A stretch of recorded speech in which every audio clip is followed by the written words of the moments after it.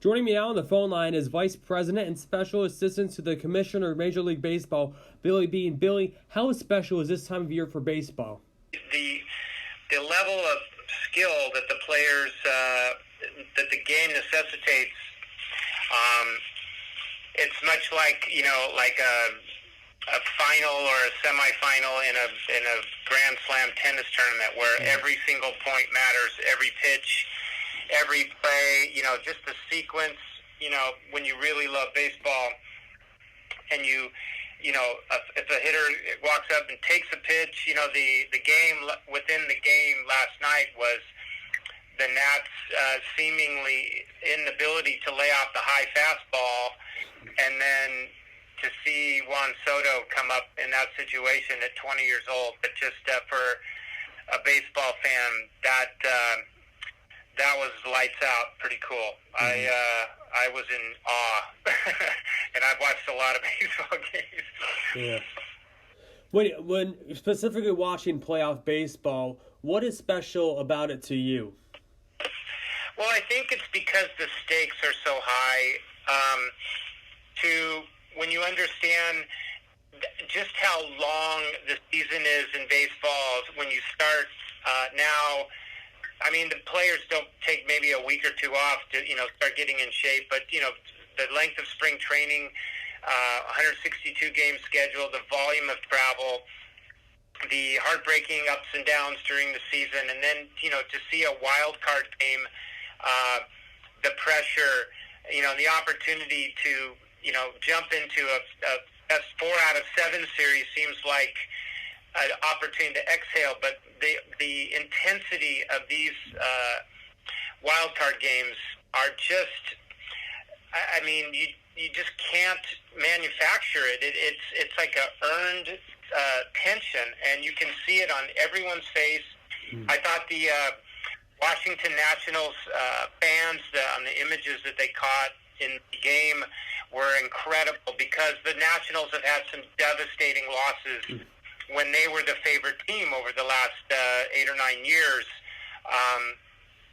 And you could see their love, being put to the test, and just the joy and the celebration, everyone throwing their, soda or their beer up in the air or water or whatever.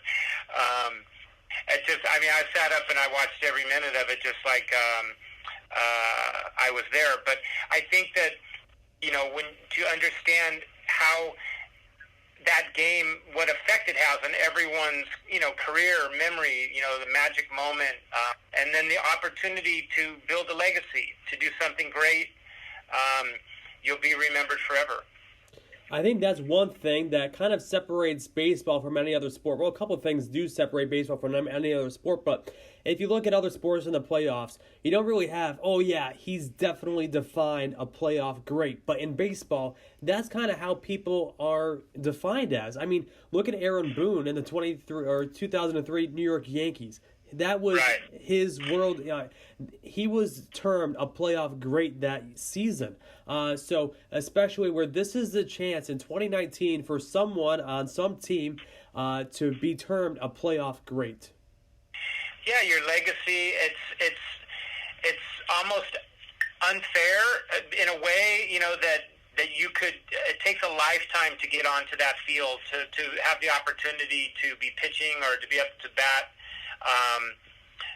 So good or bad, what happens, to be defined in that moment, it's I guess another example would be an actor in one great film and having a moment that is looked at and they're being called a great actor forever, because it was captured in that moment. So for an athlete, you have to do thousands of hours when no one is looking in order to even be considered to play at the level of major leagues, and to make it all come together, to make the perfect pitch or to get a base hit. I mean, again, Soto off of Josh Hader, one of the toughest pitchers in the league.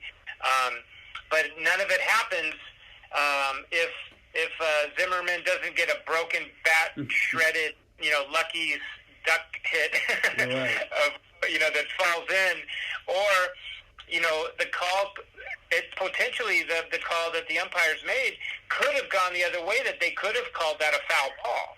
But, on Taylor, where they hit the bottom of but it looked like it hit his hand at the exact same time. So there's so many things that have to fall into place. And then when you go backwards from, the end result, and you think, wow, one little change, and history would be written another way. But, I think part of the reason that baseball, for those that are, devoted fans, are invested, is because the journey does take a while to get to those moments. And that someone like Max Scherzer, who has achieved every single possible accolade in the regular season, had not yet achieved that in the playoffs. And, he was trying. He was going to leave every single bit of his, talent and effort out there last night. And he was really, overcoming a little bit of an injury during the season, but still such a superstar that the club put him out there to start the game. And so moments like that, as a former player, I feel I'm happy for the players that have been able to persevere so long and come through. And it's just it just makes me excited for tonight. The Oakland A's are up against the same type of history. They've lost, I think, 8 consecutive sudden death, winner go home games, and they've had just a remarkable run in the regular season to put themselves in those situations. But baseball can be incredibly cruel sometimes, when it doesn't go your way. And it's kind of funny, where this time of year, if you are a Yankee fan or an Astros fan, a Dodgers fan, a Braves fan, or now even a Nationals fan, you're not always talking about, okay, who are we facing this week or today? Who do we not want to face? And if I'm the Houston Astros and I look at tonight's matchup between the Oakland Athletics and the Tampa Bay Rays, I'd rather play the Rays than the Athletics, because if you look back at how the Astros and the Athletics played against each other this past season, the Athletics basically pretty much destroyed the Astros this whole season and were able to give the Astros their best challenge all season long. It's an interesting, when you talk about matchups and things like that. I remember with my first 3 years in the major leagues, I played in the American League, and Oakland is a really hard place to win. Mm-hmm. There is just something about that stadium that the A's have always been a rock-solid home team. And they're disciplined hitters, and it's, for us here at the Office of the Commissioner, again, the winner-go-home mentality of this game. The Rays have had a remarkable season. Mm-hmm. The Athletics have as well. So until we have a winner there, it's hard to project. But I guarantee you that the Astros know very, very well, what their record was against the A's. So, and then you look at the other series where the Minnesota Twins. Yeah. It's just been a nightmare for them to go to play at Yankee Stadium in the playoffs the last 8 or 9 years. And especially when we're just talking about sudden death games. You go back to 2017. Yeah, they don't have to deal with that, but they still have to deal with 4 games in Yankee Stadium if they want to move to the next round. And so, those ghosts are going to be whispering in their ear, the one positive note is that, the league changes often, and the players are young, and there's not a lot of those players on the Minnesota team that were, on the Twins club when they lost to the Yankees the last couple times. So they'll be going in with the fresh perspective, and man, what an offense that they have. So it's going to be great. When you played at Oakland, did they still have the drums there? I remember the drums when it was a long, long time ago. So, but it just, I don't know what it was. There was something about. I remember when I was a member of the Detroit Tigers, and in Tiger Stadium we had literally 0 foul territory, and in Oakland it was like a round field. I mean, it was like nothing but foul territory, and it was really hard to get your bearings when you're up to bat. It was just a whole different perspective, and that's the great unique part about baseball is that the personality and characteristics of each stadium lend to creating different challenges for all the players. Mm-hmm. Billy, we'll switch gears now and talk your specific role with Major League Baseball today. You are the Vice President for Social Responsibility and Inclusion and also a Special Assistant to the Commissioner of Major League Baseball. For the listeners, can you give us kind of your day-to-day operations with Major League Baseball? Well, I was hired in early 2014 as MLB's very first ambassador for inclusion, and that really launched the trajectory of what my current position is, and that is really overseeing our education efforts. We have a whole division called our player programs that are dedicated to life skill conversations that are mostly about what's going on off the field. We have conversations about domestic violence, sexual assault, and child abuse policies, and education to prevent those situations. My specific expertise is the Workplace Code of Conduct, which encompasses anti-bullying, anti-hazing policies. But we have a large group of professionals that talk not only about the domestic violence, but our drug performance-enhancing drug and awareness and education program, our smokeless tobacco, our continuing education opportunities for our players, how to better understand social media and make it, something that could elevate your platform while understanding the expectations and responsibility that goes with being a big leaguer. And our, alcohol-related on and off the field policies, especially when it comes to, athletes after games and driving and things like that are, in my day, these kind of programs did not exist. Social media for, players that are in your generation who have never lived really without it. We have learned some, difficult lessons over the past few years that each and every player, each and every employee can affect the brand and the image of our sport, and so it became our responsibility we can't just expect the athletes to know where the policies are that align with our shared values. We have to educate them. So a lot of my focus is dedicated to that. I'm also the point person for sensitivity training for Major League players who misstep, maybe I would say, and maybe post something that does not align with the values of MLB. I've been assigned that responsibility.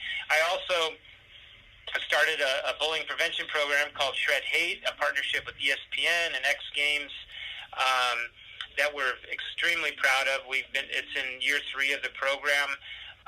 And we have 13 teams that are involved, and we did a great PSA with some incredible superstars that were supportive of the program: Mookie Betts, Aaron Judge, Mike Trout, Nolan Arenado, Justin Verlander, Javi Baez, Francisco Lindor, and Sean Doolittle.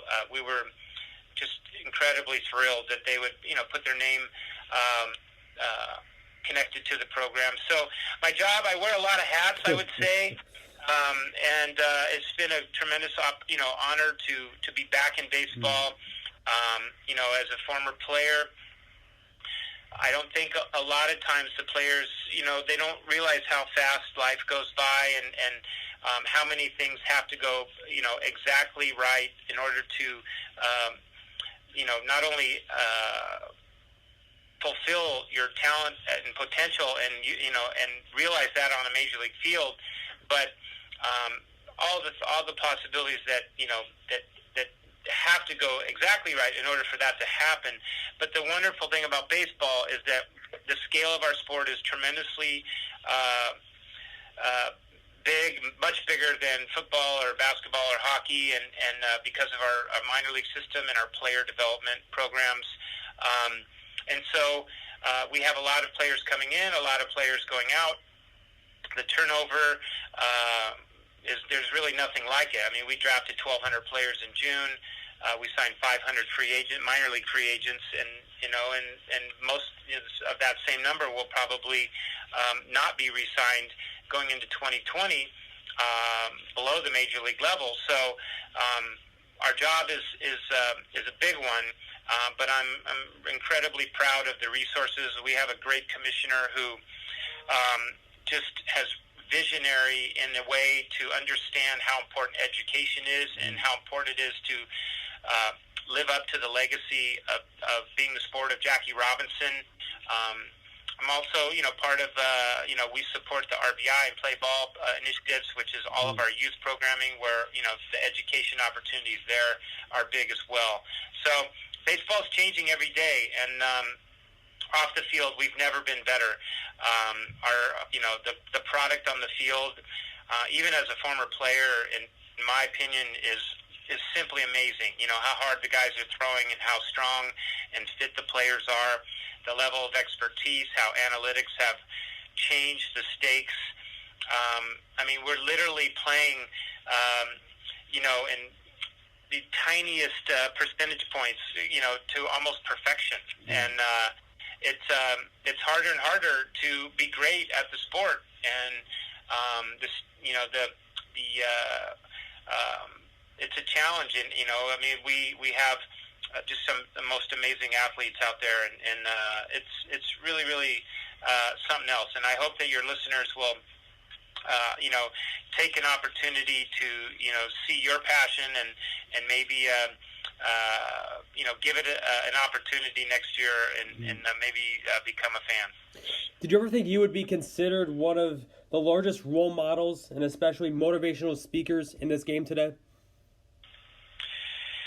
Yeah, that I never ever anticipated something like that happening. And the truth is that I never would have got that opportunity if it wasn't for the vision of the people in this office who realized that with our expansion of our workplace protection, that we needed to get out there and start talking about things that matter to all the fans that come to our ball games. And so, being a role model, being an example, instead of turning the other cheek, the way it lends to, promoting career opportunities for people of color, for women at the highest levels of operations in our executive positions.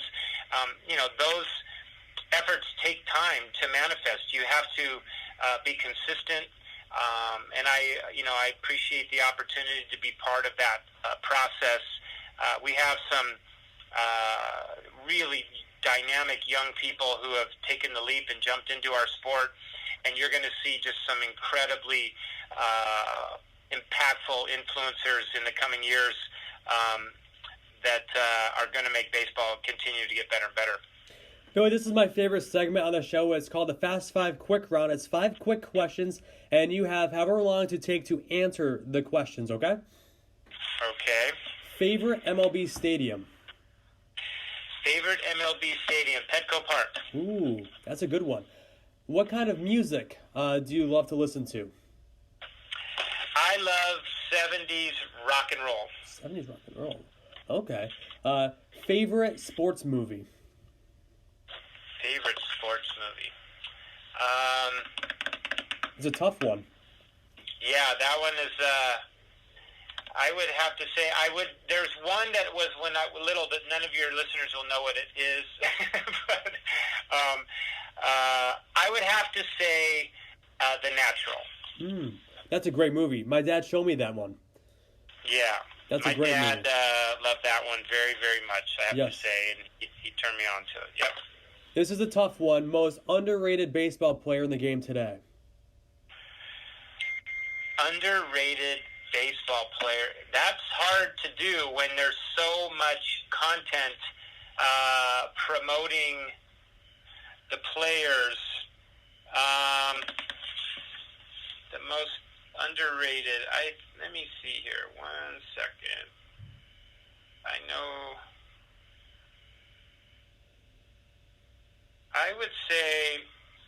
I would probably say someone who's kind of under the radar that I think is just awesome is Freddie Freeman. Good, just a beautiful lefty, sort of inside-out stroke. He's kind of old school, but he's so good he still hits 40 homers. Yeah. If you could have, some great players, but if you're saying underrated, it would be somebody who doesn't, we have obviously Trout and Betts and Judge and all those great players, but Freddie is one of those guys that just, I think for a baseball guy, or for, hitters, he really sticks out. 100%. I definitely agree with that one. If you could host a podcast with anyone, current or former, who would you love to host a podcast with? Current or former podcast? I would like to get someone like Nolan Ryan and Roger Federer together. Like, just two amazing, like, completely different people, and just see what kind of questions we could get from an audience. Those two, I got a chance to face Nolan Ryan in the big leagues, and he's a legend in my mind. The fact that he pitched so long, and then Roger Federer is just one of my heroes because of the way he impacts the world. 100%. Billy, my last question for you, and this is a question that I love to ask any baseball players, a writer that just has a passion for the game, and I know you have a passion for the game as well. And if a 15-year-old kid came up to you and told you that they don't understand the game of baseball, what would you say to them? I would say, if he didn't understand the game of baseball, I would have to say I would try to find a game where Bob Costas was announcing, and you know what? I guess the best advice would be to invite him to come to a game and let him absorb the sounds, the smell, the love of the fans around. Just in great close proximity, and just watch his eyes light up and see just how great the players are, and the speed of the game. A fastball popping the catcher's glove, and then seeing some great hitter, turn that pitch around. I think that would be the introduction that would make the most impact to a 15-year-old who's never seen a game or didn't understand it. Well, Billy, I want to say thanks for taking the time out of your busy schedule to come on the show today. And where can the listeners follow you on Twitter, to follow along throughout the baseball playoffs and through the offseason to see the amazing things you as well as the MLB is doing as well? They can follow me at Billy Bean Ball, all one word, Billy Bean Ball, on Twitter. And I try to just highlight and promote all the great things that MLB is doing. We have some great stuff at shredhate.org that promotes all of our off-field bullying prevention programming. It's got great highlights of tons of players who are participating and really lighting up the eyes of a lot of young kids around the country. And I think those two places people can get a real good idea of what we got going on here. Well, thanks again, Billy, for taking the time to come on the show today. Greatly appreciate it. My pleasure, Alex. You keep up the good work, and look forward to talking to you again sometime down the road. Thank you. Yep.